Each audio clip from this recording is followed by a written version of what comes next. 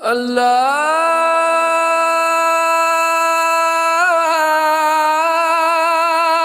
اکبر اللہ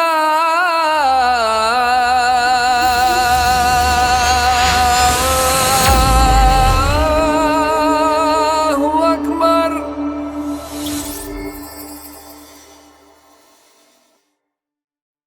حضرت عقبہ ابن عامر رضی اللہ تعالی عنہ ارشاد فرماتے ہیں کہ میں رسول اکرم صلی اللہ تعالی علیہ وسلم کی خدمت میں حاضر ہوا تو رسول پاک صلی اللہ تعالی وسلم نے مجھے 3 باتیں ارشاد فرمائی۔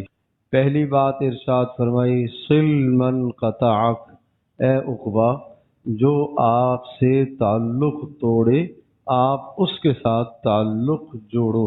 یہ پیارے پیغمبر صلی اللہ تعالی علیہ وسلم کی سنت ہے۔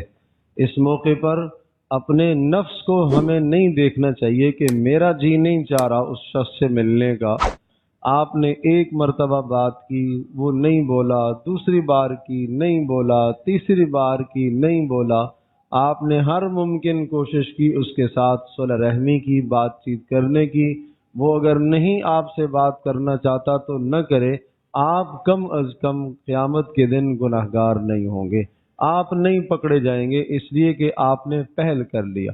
دوسری بات آپ نے ارشاد فرمائی، وہ تعطی من حرمک، جو آپ کو محروم کرے اور نہ دے آپ اسے دو۔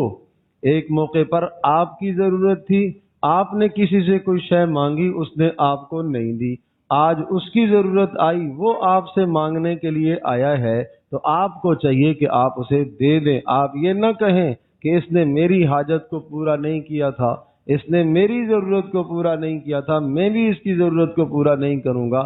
یہ برابری والا معاملہ نہ کریں، آپ احسان کریں، آپ آگے بڑھ جائیں، آپ رسول پاک صلی اللہ علیہ وسلم کی سنت کو اپنائیں۔ تیسری بات ارشاد فرمائی آپ علیہ الصلوۃ والسلام نے، وَتُحْسِنَ مَنْ أَسَاءَ إِلَيْكَ، عقبہ جو آپ کے ساتھ برا کرے آپ اس کی برائی کا جواب برائی سے نہ دیجیے گا، آپ اس کی برائی کا جواب اچھائی سے دینا۔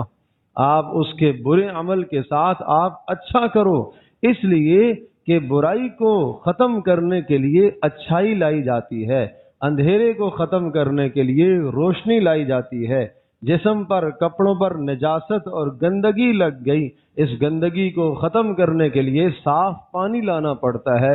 گندگی گندگی سے زائل نہیں ہوتی، نجاست نجاست سے ختم نہیں ہوتی۔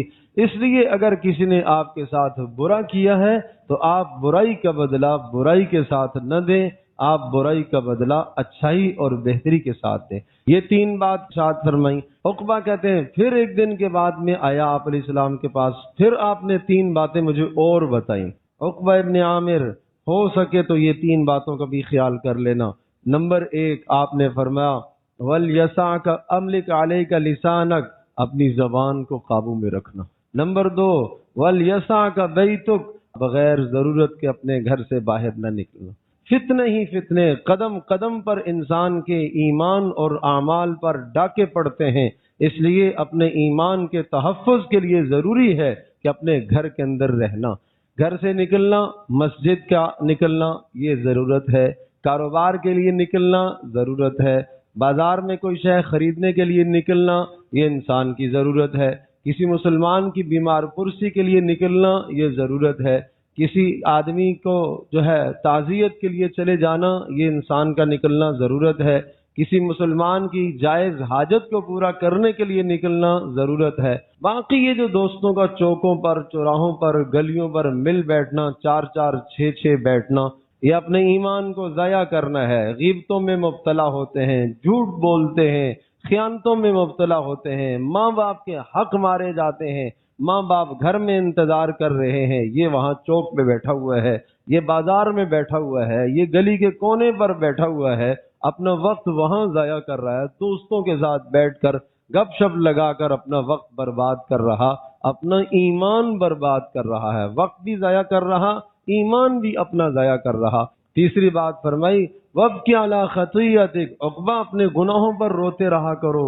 ایک روایت میں آتا ہے عقبہ نے کہا اللہ کے رسول نجات کے لیے مجھے کچھ اعمال بتا دیں جن اعمال کو میں اختیار کروں تو میں نجات پا جاؤں، دنیا کی مصائب اور پریشانیوں سے بھی میں نجات پا جاؤں اور آخرت کے عذابوں سے بھی میں بچ جاؤں۔ تو اس موقع پر آپ نے یہی 3 باتیں ارشاد فرمائی ہیں، املک علیک لسانک، زبان کو قابو میں رکھ لو، زبان کو قابو میں رکھ لو۔ ایسا جملہ زبان سے مت کہو جس سے دوسرے کو تکلیف ہو، ایسا لفظ مت بولو کہ کل تجھے اس کا جواب دینا پڑے۔ ایک ایک زبان سے نکلنے والا بول قیامت کے دن اس کا حساب دینا ہوگا۔ نمبر 2، وَلْيَسَعْكَ بَيْتُكَ، اپنے گھر میں رہا کرو، بغیر ضرورت کے گھر سے مت نکلا کرو۔ نمبر 3، وَابْكِ عَلَى خَطِيئَتِكَ، اپنے گناہوں پر روتے رہا کرو۔ یہ نجات کے 3 اعمال بتائے۔ پھر عقبہ فرماتے ہیں ایک دن پھر میں آیا آپ علیہ الصلوۃ والسلام کے پاس، آپ نے فرمایا عقبہ ابن عامر آؤ تمہیں 3 صورتیں قرآن کی بتاتا ہوں جو نہ تورات میں نازل ہوئیں، نہ انجیل میں نازل ہوئیں، نہ زبور میں نازل ہوئیں، اور نہ قرآن مجید میں اس طرح کی کوئی اور صورتیں نازل ہوئی ہیں۔ بڑی بہترین 3 صورتیں تجھے سمجھاتا ہوں، آ جاؤ تو میں سکھاتا ہوں۔ آپ علیہ الصلوۃ والسلام نے میرا ہاتھ پکڑا اور مجھے آپ نے 3 صورتیں سکھائیں۔ نمبر 1 قل هو اللہ احد، نمبر 2 قل اعوذ برب الفلق، نمبر 3 قل اعوذ برب الناس۔ کا عقبہ کوئی رات ایسی نہ گزرے کہ جس رات بغیر پڑھے آپ سو جائیں، یہ لازمی رات کو پڑھ کے سویا کرو، یہ لازمی رات کو پڑھ کے سویا کرو، اللہ تجھے ہر شر سے بچا لے گا، ہر فتنے سے بچا لے گا۔ آپ علیہ الصلوۃ والسلام کا بھی اپنا عمل تھا، جب بھی رات کو سوتے تھے ان 3 صورتوں کو پڑھ کر ہاتھوں پر دم کر کے جسم پر پھیر لیا کرتے تھے۔ عقبہ کہتے ہیں میں نے زندگی کا یہ معمول بنا لیا، ہمیشہ ان نصیحتوں پر میں عمل پیرا ہوتا رہا اور میں دوسروں کو بھی یہ نصیحتیں بتاتا رہا۔ لیکن عقبہ کہتے ہیں بہت کم لوگ عمل کرتے ہیں، بہت تھوڑے لوگ عمل کرتے ہیں۔ میرا عزیز دوستو اور بزرگوں، ہم بھی ان تھوڑے میں سے ہو جائیں۔ ایک بدو، ایک اعرابی دعائیں کر رہا ہے، ایک کنارے میں بیٹھا ہے، اللہم اجعلنی من القلیلین، اے اللہ مجھے تھوڑوں میں سے بنا دے۔ عمر بن خطاب رضی اللہ تعالیٰ عنہ قریب سے گزرے، ارے بدو کیا مانگ رہے ہو، یہ کون سی دعا کر رہے ہو، اللہ مجھے تھوڑوں میں سے بنا دے۔ کہا اللہ نے کہا ہے نا قرآن میں وَقَلِيلٌ مِّنْ عِبَادِيَ الشَّكُورُ، میرے بندے بہت تھوڑے بندے میرا شکر ادا کرتے ہیں، تو میں یہ کہہ رہا ہوں کہ یا اللہ ان تھوڑوں میں مجھے بھی شامل فرما لے۔ تو ہماری ضرورت ہے ہم عمل کریں۔ اس فتنے کے زمانے میں سخت ضرورت ہے رسول پاک صلی اللہ علیہ وسلم کی مبارک احادیث پر عمل کرو۔ اللہ اکبر، ان احادیث پر عمل کرنا ضمانت ہے فتنوں سے نجات کی، ہر پریشانی سے ہر غم سے نجات ہوگی۔ آپ علیہ الصلوۃ والسلام کے ارشادات پر آ جاؤ، آپ کی زندگی پر آ جاؤ۔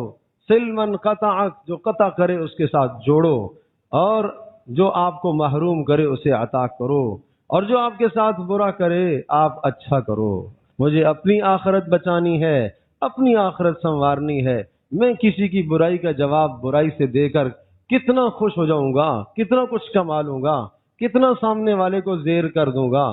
اپنے گھر کے اندر رہو، بغیر ضرورت کے نہ نکلا کرو، زبان کو قابو میں رکھو اور اپنے گناہوں پر روتے رہا کرو۔ اور یہ جو اعمال 3 صورتیں بتائی ہیں، گھروں میں بتاؤ، بچوں کو بتاؤ، ہر نماز کے بعد معمول میں شامل کرو یہ 3 صورتیں، فلق، ناس، سورہ اخلاص۔ ہر شر سے اللہ بچائے گا۔ اس وقت جو ناگہانی آفات ہیں، بیماریاں ہیں، اور ایسی ایسی امراض جو تمہارے آباء و اجداد نے بھی نہیں سنی تھیں وہ امراض ہیں، تو کیا حل ہے؟ رسول پاک صلی اللہ علیہ وسلم کی یہ مبارک زندگی ہے، یہ زندگی اپناؤ، اپنے عقیدے کو مضبوط کرو۔ ہمارا رب ہے، ہمارا اللہ ہے، ہم کسی کے بندے ہیں، ہم محمد صلی اللہ علیہ وسلم کے امتی ہیں۔ اس امتی ہونے کا کچھ تقاضا ہے، اللہ کا بندہ ہونے کا کچھ تقاضا ہے۔ اللہ کی ذات پر بھروسہ رکھو، اعمال کرو، بھروسہ کرو۔ ایسا خوف زدہ ہو جانا کہ انسان زندگی کے اعمال کو معطل کر دے، نظام زندگی کا متاثر ہو جائے، یہ اللہ پر بھروسے کی کمی کی نشانی ہے۔ اللہ کی ذات عالی پر بھروسہ کرو، اللہ ہر شر اور فتنے سے ہم سب کی حفاظت فرمائے۔